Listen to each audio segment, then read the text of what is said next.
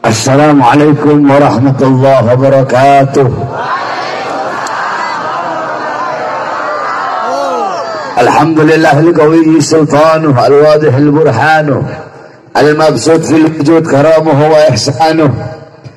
Allahumma salli wa sallim wa barik wa karrim wa azzim ala nuril anwar wa sirril asrar wa tiyakil akhyar wa miftahi babil yasar sayyidina wa maulana Muhammadinil Mukhtar wa alihil athhar wa ashabihil akhyar adada ni'amillah wa ifdalih, amma ba'd. Yang saya cintai, yang saya muliakan, para alim ulama, para habaib, para kiai, para asatid, para tokoh masyarakat, para aparat pemerintah, wabil khusus guru kita yang mulia Habib Hasan Al-Kaf, Habib Ali Al-Aqid, beserta seluruh segenap panitia peringatan Isra wal Mi'raj baginda Nabi besar Muhammad, beserta seluruh hadirin hadirat, bapak-bapak, ibu-ibu, khususnya para pemuda-pemudi umat baginda Nabi besar Muhammad yang selalu dimuliakan oleh Allah. Saudara-saudara, sebelumnya saya mohon maaf karena tidak bisa lama. Tadi saya dari Padang, begitu sampai di bandara saya langsung kemari, dan masih ada acara lagi. Walaupun sedikit, insya Allah bermanfaat. Hadirin sekalian yang dimuliakan oleh Allah, kita duduk pada malam hari yang mulia ini, di bulan yang penuh dengan kemuliaan, bulan yang penuh dengan keutamaan, bulan yang dimana di saat bulan-bulan yang lain itu turun pengampunan Allah, tetapi di bulan ini lebih banyak pengampunan yang Allah berikan dan yang Allah turunkan. Bulan Rajab, bulan yang penuh dengan kemuliaan, bulan yang penuh dengan keutamaan. Syahrullah, bulannya Allah, bulan istighfar, bulan untuk mendekatkan diri kepada Allah, bulan yang dimana dalam bulan ini ada satu kejadian yang mulia, suatu peristiwa yang agung, satu peristiwa yang begitu mulia, peristiwa besar, peristiwa yang begitu agung, yaitu perjumpaan yang dimana tidak ada perjumpaan yang lebih mulia selain daripada perjumpaan tersebut. Tidak ada perjumpaan yang lebih agung selain daripada perjumpaan tersebut. Perjumpaan siapa? Perjumpaan baginda Nabi besar Muhammad dengan zat Allah subhanahu wa ta'ala, yang kita kenal dengan peristiwa Isra wal Mi'raj. Saudara-saudara, para ulama-ulama, para aslafun saleh, ulama-ulama zaman dulu, beliau banyak sekali mengarang kitab-kitab yang menjelaskan tentang Isra Mi'raj. Ada kitab As-Siraj Al-Wahhaj fi Haqaiqil Mi'raj karangan Al-Imam Abul Ishaq Muhammad ibn Ibrahim An-Nu'mani Asy-Syafi'i. Beliau adalah murid daripada Al-Imam Ibnu Hajar Al-Asqalani. Kemudian ada lagi kitab Al-Mi'raj karangan daripada Al-Imam Abdul Karim Al-Kushairi. Kemudian ada kitab Ar-Risalah fil Mi'raj karangan Al-Imam Abul Hasan Ali bin Muhammad Al-Lakhmi. Kemudian ada kitab Ayatul Kubra fi Syarah Qissatul Isra karangan Al-Imam As-Suyuti. Kemudian ada kitab Al-Ayah Az-Zahimah Al-Bahirah fil Mi'raj Sayyidi Ahli Dunya wal Akhirah karangan Al-Imam Al-Hafidh Syamsuddin Muhammad ibn Yusuf Asy-Syami Ad-Dimashqi. Satu lagi kitab beliau Al-Ayatul Bayyinat fil Mi'raj Sayyidi Ahlul Ardi was Samawat. Kemudian ada kitab Qissatul Mi'raj karangan Al-Imam Said Usman Syafa' ibn Muhammad Syafa'. Kemudian ada kitab An-Nurul Wahhaj, An-Nurul Wahhaj fi Qissah Isra wal Mi'raj karangan Al-Imam Ali Zainal Abidin bin Muhammad Al-Hadi Al-Barzanzi. Kemudian disyarahkan oleh cucunya, diberi nama kitab Tajul Ibtihaj ala Nuril Wahhaj karangan Al-Imam As-Said Ja'far ibn Ismail Al-Barzanzi. Kemudian ada lagi kitab Afdalul Manhaj fi Isbat Isra wal Mi'raj karangan daripada Al-Imam Al-Hafidh Syekh Abdullah Mustafa Al-Maraghi. Kemudian ada lagi kitab Nailul Muna wal Ghaya As-Sa'ul fil Mi'raj Sayyidina Al-Mukhtar Ar-Rasul, karangan Al-Imam Muhammad Ibn Ja'far Al-Kattani. Kemudian ada lagi kitab Mukhtasar kitab bin Hajjus Syami, Mukhtasar Mi'rajus Syami, karangan daripada Al-Imam Asy-Syaikh Yusuf bin Ismail An-Nabhani. Kemudian ada kitab ada lagi kitab Hilal Ad-Dibaj Al-Matruzah fi Qisah Isra, karangan Al-Imam Muhammad Ibn Ahmad Ar-Rahwani At-Tatwani.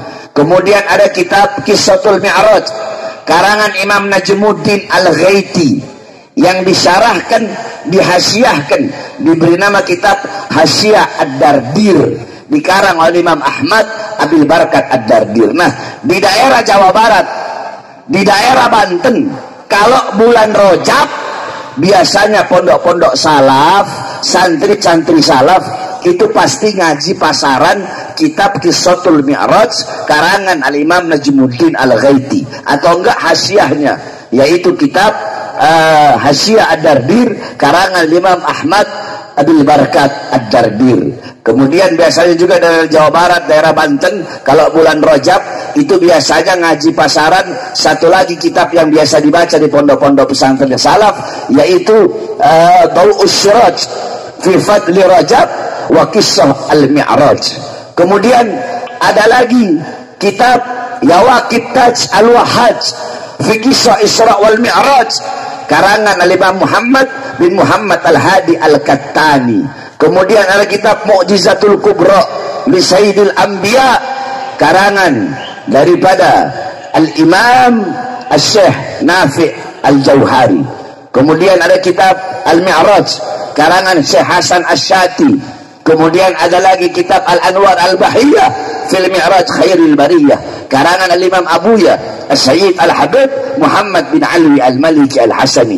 Engkau pelajari kitab-kitab yang saya sebutkan tadi, insyaallah engkau akan mendapatkan pemahaman yang jelas tentang kejadian Isra wal Mi'raj. Karena saya kalau bahas Isra Mi'raj 1 tahun nggak bakal habis. Sedikit saja yang akan saya bahas tentang Isra wal Mi'raj. Allah Subhanahu wa taala dalam Al-Qur'an berfirman, Subhanalladzi asra bi 'abdihi lailan minal masjidil haram ilal masjidil aqsa. Saya jelaskan satu kalimat per kalimat biar bapak-bapak ibu-ibu tahu. Anggap aja saya nggak ceramah, anggap saya lagi ngajar. Subhana Allah itu yang rokok matiin rokoknya. Kalau mau ngerokok di luar, jangan di sini. Kau kalau duduk di majelis ilmu harus pakai adab. Saya juga ngerokok, tapi saya punya adab. Jangan bikin malu santri salaf. Betul? Oh, ngaji nggak ngerokok. Yang ada saya pulang kalau begini caranya. Nah, saudara-saudara, Allah memulai ayat tersebut dengan kalimat jawab dengan kalimat Subhan. Ayo semuanya ikuti saya. Subhana. Kita ngaji yang keras. Subhana. Alladzi asra bi 'abdihi lailan minal masjidil haram ilal masjidil aqsa. Allah memulai ayat tersebut dengan kalimat Subhana. Saudara-saudara, setiap ayat Al-Quran atau apapun kalau diawali dengan kalimat Subhana, berarti itu menunjukkan perkara yang luar biasa, hal yang istimewa. Kenapa? Allah memulai kejadian Isra Mi'raj dengan kalimat Subhana. Berarti Isra Mi'raj bukan kejadian biasa, tetapi kejadian yang luar biasa. Kenapa? Subhana itu artinya apa sih, Beb? Subhana bermakna tanzih, ya. Tanzihullah min kulli su', bara'ah lillah min kulli naqsin. Ayo ikuti. Subhana bermakna tanzih. Tanzihullah min kulli su'. Subhana Bima'nal bara'ah. Bara'ah lillah min kulli naqsin. Subhana itu artinya adalah melepaskan Allah dari segala macam kekurangan, membebaskan Allah, mensucikan Allah dari segala keburukan dan kekurangan. Sebab nggak ada yang mustahil bagi Allah. Isra Mi'raj kejadian yang nggak masuk akal. Masuk akal nggak? Perjalanan yang harusnya dilalui selama berbulan-bulan, perjalanan itu dilalui hanya sedikit daripada waktu malam. Nah, karena ini kejadian nggak masuk akal, makanya untuk menguatkan iman, untuk meyakinkan orang, Allah pakai kata subhana. Maksudnya apa? Nggak ada yang mustahil bagi Allah. Faham? Faham? Faham tentang subhana tadi? Nah, subhanalladzi asra. Asra, maha suci zat yang memperjalankan. Zat yang memperjalankan. Kalau ada yang memperjalankan, berarti ada yang diperjalankan. Nah, di sini Allah memperjalankan. Berarti Isra Mi'raj itu bukan keinginan Nabi Muhammad, bukan kemauan Nabi Muhammad. Sebab Allah yang memperjalankan, berarti itu keinginan Allah yang ingin berjumpa dengan Nabi Muhammad. Dan keinginan Allah untuk menghibur Nabi Muhammad. Karena pada tahun tersebut adalah amul huzun, tahun kesedihan bagi Nabi. Kenapa? Paman yang beliau cintai, kafiluhu, paman yang menjaga beliau, yang mengasuh beliau, yang mencintai beliau melebihi kecintaannya kepada anak-anaknya. Kemudian istri beliau Sayyidatuna Khadijah yang cinta kepada beliau, yang setia kepada beliau, yang mengorbankan hartanya, nyawanya, jiwanya demi perjuangan Islam. Kedua makhluk ini wafat di tahun yang sama, makanya tahun tersebut dinamakan tahun kesedihan. Rasulullah bersedih pada tahun tersebut. Allah melihat kekasihnya bersedih, maka Allah hibur Nabi Muhammad dengan perjalanan Isra wal Mi'raj. Faham Asra? Berarti Asra memperjalankan. Siapa yang memperjalankan? Jawab yang keras, siapa yang memperjalankan? Siapa yang diperjalankan? Siapa yang diperjalankan? Berarti Isra Mi'raj kemauan Nabi Muhammad apa kemauan Allah? Keinginan Nabi Muhammad apa keinginan Allah? Paham? Apa lagi? Subhanalladzi asra bi'abdihi. Maha suci zat yang telah memperjalankan hambanya. Al-abad. Di situ Allah pakai kata abad. Abad itu hamba yang utuh, bil jasad waruh, dengan jasad dan ruh. Al-abad yakni bimana ra'a bi'alatil ain, sami'a bi'alatil udun, takallama bi'alatil lisan, masya bi'alatil yad, masya yamshi bi'alatil rijil. Jasad yang utuh, melihat dengan alat mata, mendengar dengan alat telinga, berbicara dengan alat lidah, menyentuh, memegang dengan alat tangan, berjalan dengan alat telinga, syaqa bi'alatil qalb, merasa dengan alat hati. Itu hamba yang utuh. Berarti Rasulullah Isra Mi'raj dalam keadaan sadar, keadaan terjaga dengan jasad, dengan ruh, dalam keadaan sadar, dalam keadaan terjaga, berjumpa langsung dengan Allah Subhanahu wa ta'ala. Sebab ada beberapa ulama yang mengatakan Nabi Muhammad itu Isra Mi'raj cuma ruhnya saja. Mereka merujuk kepada hadis Sayyidatuna Aisyah. Tetapi pendapat yang paling muktamad, pendapat yang paling kuat, Nabi Muhammad Isra Mi'raj dengan jasad dan juga ruh. Kenapa? Dalam ayat tersebut Allah pakai kata hamba, yakni hamba yang utuh, bil jasad war ruh, dengan jasad dan juga ruh. Subhanalladzi asra bi 'abdihi lailan. Nah, di sini banyak santri ini. Saya tanya, lailan isim apa? Ini santri bukan? Lailan isim apa? Woi santri.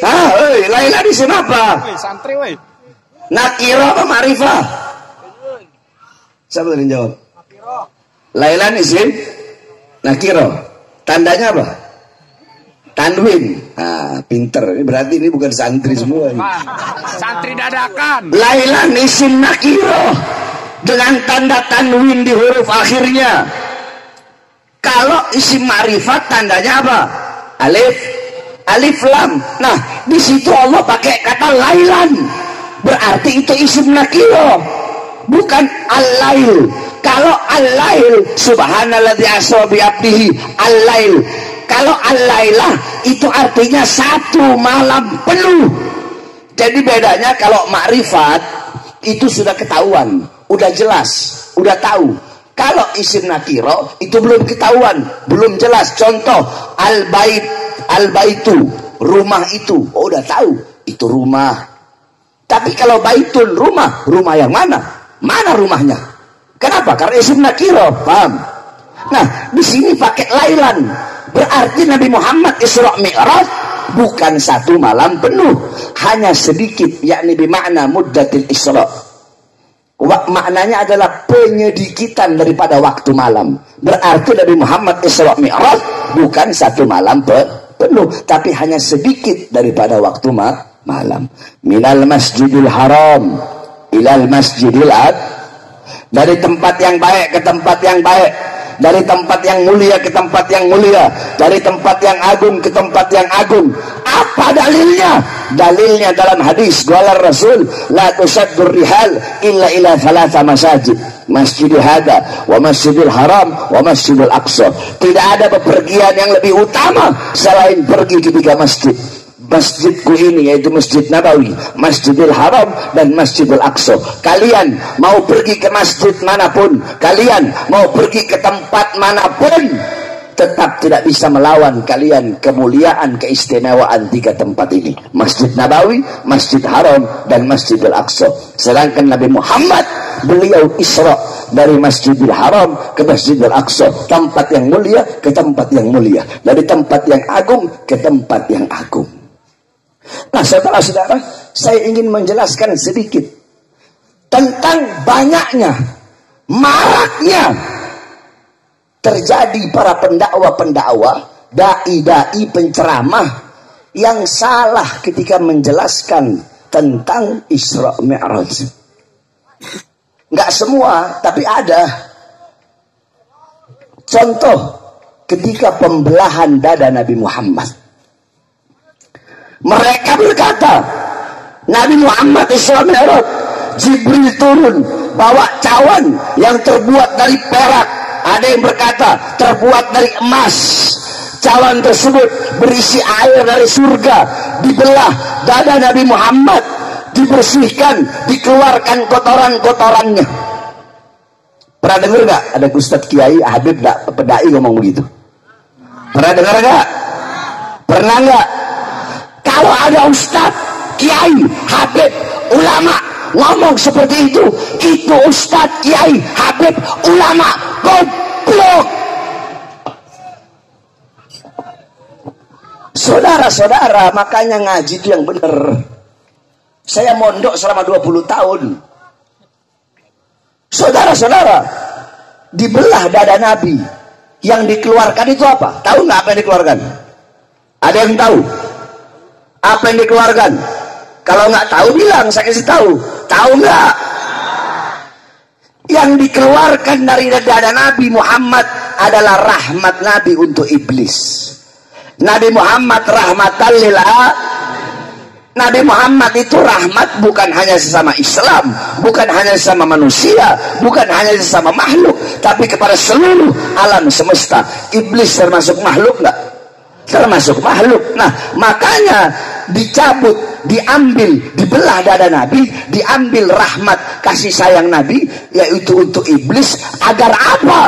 Agar tidak ada celah bagi iblis untuk bisa menggoda atau merayu Nabi Muhammad.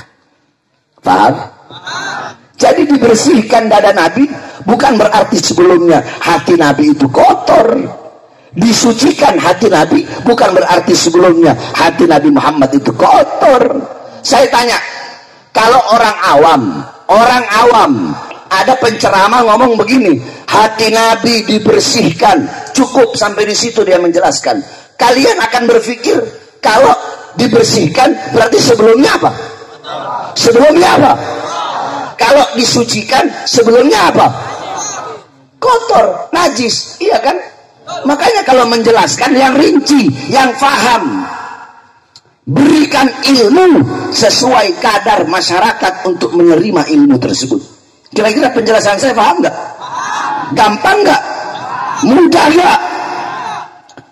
Jadi dibersihkan hati Nabi untuk membersihkan sesuatu yang sudah bersih, untuk mensucikan sesuatu yang telah suci. Kalau bahasa syariatnya tajdid, diperbaharui. Ibarat kata bapak-bapak, ibu-ibu punya wudhu, kalian punya wudhu, iya kan? Terus kalian wudhu lagi, boleh nggak?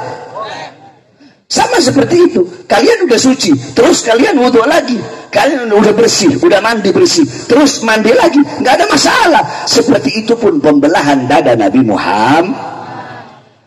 Jangankan hati Nabi, darah Nabi suci, kotoran Nabi suci, air kencing Nabi suci, apalagi hati Nabi Muhammad. Jadi awas, hati-hati kalau berbicara yang sudah berkaitan dengan baginda Nabi besar Muhammad SAW. Singkat cerita, sampai di Sidratul Muntaha. Nabi bilang, ya Jibril, ayo ikut denganku berjumpa dengan Allah. Apa kata Jibril? Cukup tugasku sampai di sini. Aku tidak bisa meneruskan perjalanan. Aku akan hancur, hangus, terbakar menjadi debu. Kenapa? Bukankah engkau diciptakan dari cahaya? Iya, aku dari cahaya, tapi aku bukan bagian dari cahaya Allah. Sedangkan engkau adalah cahaya yang bagian dari cahaya Allah. Hanya engkau makhluk yang bisa berjumpa langsung dengan Allah. Akhirnya Nabi Muhammad dalam keadaan sadar, dalam keadaan terjaga, jasadnya, ruhnya berjumpa langsung dengan Allah tanpa setitik pun penghalang. Ibarat kata contohnya begini, bapak-bapak, ibu-ibu, saya tanya, matahari, kalau bumi mau sampai ke matahari, hancur nggak bumi? Hancur nggak? Planet-planet apapun mau sampai ke matahari, hancur nggak? Ada nggak zat-zat wujud atau bentuk apapun yang bisa sampai langsung ke matahari? Ada nggak? Pasti hancur kan? Terus yang bisa sampai apa? Ketika matahari itu terbit, dia mengeluarkan cahaya. Ketika dia terbenam, cahaya yang dia keluarkan, cahaya itulah yang bisa kembali kepada sang matahari. Satu-satunya yang bisa balik kepada matahari, satu-satunya yang bisa kembali kepada matahari hanyalah cahaya matahari itu sendiri. Satu-satunya yang bisa berjumpa dengan Allah, yang kembali kepada Allah hanyalah bagian dari cahaya Allah. Siapa? Baginda Nabi besar Muhammad. Untuk apa Nabi Muhammad dipanggil oleh Allah? Untuk menerima satu perintah yang mulia, perintah yang agung. Apa itu? Ketika Allah memerintahkan puasa cukup melalui Quran, Allah perintahkan haji cukup melalui Quran, Allah perintahkan sedekah cukup melalui Quran. Tapi ketika Allah perintahkan perintah yang satu ini, tidak cukup lewat Quran. Allah undang langsung Nabi Muhammad untuk menerima perintah tersebut, karena begitu penting perintah tersebut. Apa itu? Yaitu sholat. Oleh makanya saudara, wasiat saya, jaga kau punya sholat. Perhatikan kau punya sholat. As-sholatu ra'sul ibadah. Sholat itu kepalanya ibadah. Baik buruknya amal ibadahmu, puasamu, zakatmu, hajimu, ilmumu, sodakohmu, semua ibadahmu itu tolak ukurnya ada dalam sholat. Kalau sholatmu baik, seluruh amal ibadahmu baik. Tapi kalau sholatmu rusak, seluruh amal ibadahmu rusak. Sholatmu sempurna, seluruh amal ibadahmu sempurna. Sholatmu tidak sempurna, maka seluruh amal ibadahmu tidak akan sempurna. Jaga kau punya sholat. Habib, saya nggak bisa sholat di masjid, sholat di rumah. Habib, saya nggak bisa sholat jamaah, sholat sendiri. Habib, saya nggak bisa sholat, saya lagi sakit, nggak bisa sholat berdiri, sholat duduk. Beb, saya nggak bisa sholat duduk, sholat tidur. Beb, saya nggak bisa sholat tidur, Sholat pakai isyarat mata. Beb, saya nggak bisa pakai isyarat mata. Sholat pakai hati. Beb, saya nggak bisa sholat awal waktu. Sholat tengah waktu. Beb, saya nggak bisa sholat tengah waktu. Sholat akhir waktu. Yang penting jangan tinggalkan sholat. Ada satu kisah. Ada seekor sapi. Itu sapi bilang begini, badanku lebih besar dari kambing, berarti aku lebih mulia karena badanku lebih, dagingku lebih banyak, sehingga orang-orang bisa makan lebih banyak manfaat, mendapatkan manfaat dari dagingku. Kambing bilang, walaupun aku lebih kecil dari sapi, setidaknya dagingku juga bisa dimakan, dan aku lebih besar daripada seekor ayam. Setidaknya aku lebih mulia dari ayam. Apa kata ayam? Memang kambing lebih besar dari aku. Akan tetapi aku berkokok membangunkan orang sholat.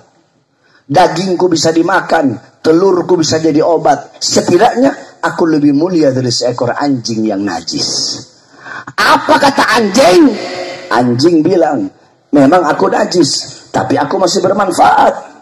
Aku bisa jaga rumah orang dari maling, dari pencuri, dari perampok. Setidaknya aku masih lebih mulia daripada babi. Apa kata babi? Ana syarrud dabbah. Aku binatang yang paling buruk, binatang yang paling hina. Babi dia makan, dia buang air, kotorannya dia makan lagi, dia buang lagi, dia makan lagi. Bapak babi bersetubuh dengan anak perempuan babi. Ibu babi bersetubuh dengan anak laki-laki yang babi. Pokoknya paling bejat binatang itu babi. Tapi apa kata babi? Sebejat-bejatnya saya masih punya iman kepada Allah. Ada yang lebih bejat, ada yang lebih buruk dari saya.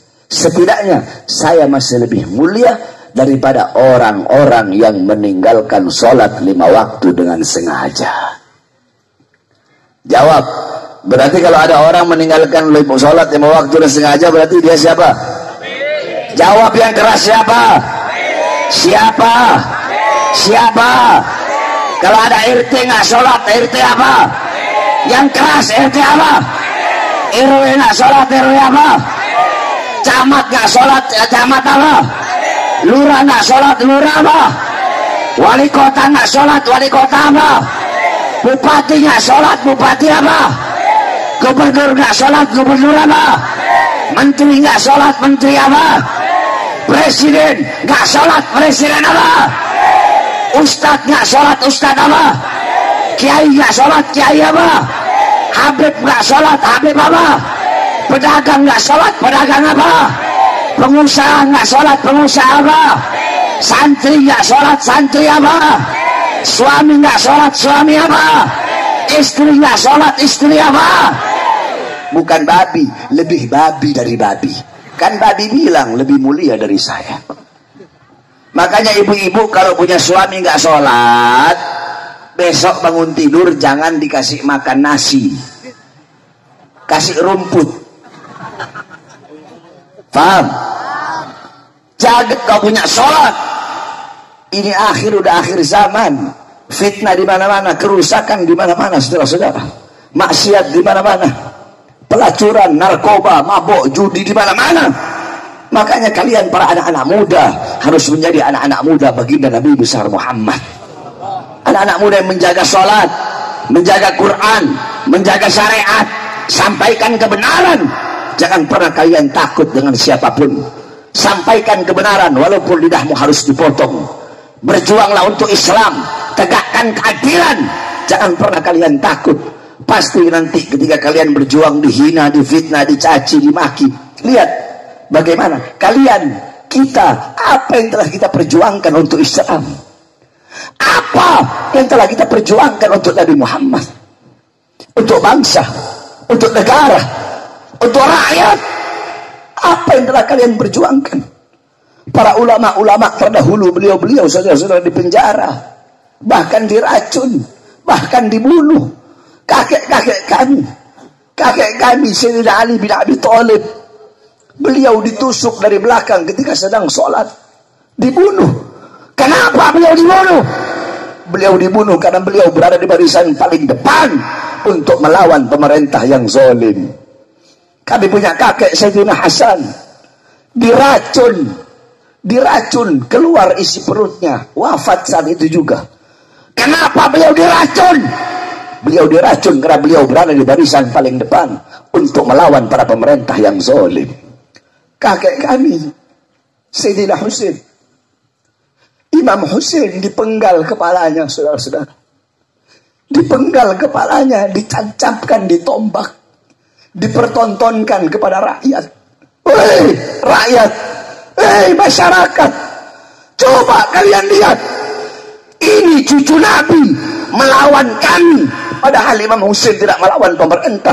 Beliau hanya ingin menegakkan keadilan, bela rakyat, bela umat. Dipertontonkan, cucu Nabi saja melawan kami bantai, apalagi kalian. Dipertontonkan kepala beliau. Anak-anak beliau, para anak cucu Rasulullah, cucu-cucu perempuan yang tangannya tidak pernah terlepas dari wudu, dirantai, diikat, ditawan, dipertontonkan seperti binatang. Al-Imam Muhammad Al-Bagir yang masih berumur 10 tahun dimasukkan penjara. Al-Imam Ali Zainal Abidin, Al-Imam Musa Al-Kazim, badannya sampai kurus tinggal tulang, diasingkan. Kakek-kakek kami sudah biasa diancam, dipenjara, diracun, dibunuh. Kenapa? Untuk membela bangsa, membela rakyat, membela Islam. Nah, darah beliau mengalir di dalam tubuh kami. Darah keberanian, darah pejuang mengalir dalam tubuh Habib Rizik. Coba kau lihat Habib Rizik, organisasinya dibubarkan, 6 muridnya, 6 laskarnya, 6 pengawalnya dibunuh, ditembak, dibantai, saudara-saudara. Beliau dipenjara dalam masa tua. Saya berkali-kali masuk penjara. 2009, 2010, 2011, 2012, 2018 masuk, 2020 keluar, baru 2 hari bebas, udah masuk lagi, dibawa ke Nusa Kambangan, diborgol tangan saya, diborgol perut saya, diborgol kaki saya. 2020 2021 saya keluar, 2021 saya bebas, belum sampai 1 bulan udah masuk lagi, baru bebas 5 bulan yang lalu. Kenapa kami keluar masuk penjara? Saya tanya, apakah Habib Rizik, saya, Habib Hanif, para habaib, para kiai yang berjuang, apakah kami penjahat? Penjahat apa tidak? Apakah kami koruptor? Apakah kami bandar narkoba, bandar judi, punya pabrik miras, nyolong uang rakyat, nyuri uang rakyat? Saudara-saudara, kenapa kami dipenjara? Karena kami menyampaikan kebenaran, menegakkan keadilan. Yang kami bela rakyat yang susah, rakyat yang kelaparan, rakyat yang menderita, rakyat yang ditipu. Oleh karenanya kami para habaib bersumpah, demi Allah, jangankan hanya di penjara, demi bangsa, demi agama, demi NKRI, demi Merah Putih, demi Bhinneka Tunggal Ika, demi Pancasila, demi bangsa dan rakyat Indonesia, jangankan hanya di penjara, nyawa saya, jiwa saya, darah saya murah harganya untuk tumpah demi rakyat Indonesia, saudara-saudara. Ibu-ibu, saya tanya, sekarang sembako naik enggak? Naik enggak? Minyak naik enggak? BBM naik enggak? Cabai naik enggak? Enak enggak? Itu yang kita perjuangkan, kemakmuran rakyat, kesejahteraan rakyat, kebijakan-kebijakan pemerintah yang menguntungkan rakyat, bukan menguntungkan asing. Oleh karenanya saudara-saudaraku sekalian yang dimuliakan oleh Allah, khususnya para pemuda-pemudi Islam, bersumpahlah kalian, berdirilah kalian, berada di barisan paling depan, angkat kepala kalian, tegakkan diri kalian, kuatkan semangat kalian, bulatkan tekad kalian, sampaikan kepada para pengkhianat bangsa, sampaikan kepada para pelacur-pelacur yang nyolong uang rakyat, yang maling uang rakyat, yang membohongi rakyat, yang menipu rakyat, pelacur-pelacur berdasi, sampaikan kepada mereka, kami para pemuda-pemudi Islam bersumpah demi Allah, selama darah kami masih merah, tulang kami masih putih, merah putih, maka selama itu kami akan tegak berdiri, berada di barisan paling depan, bela bangsa, bela agama, bela rakyat, bela negara. Kami tidak akan berhenti sampai mati dan tidak akan mundur walaupun harus hancur, saudara-saudara. Semuanya siap hancur demi Indonesia, siap binasa demi Indonesia, siap hancur demi NKRI. Allahu Akbar, Allahu Akbar, Allahu Akbar.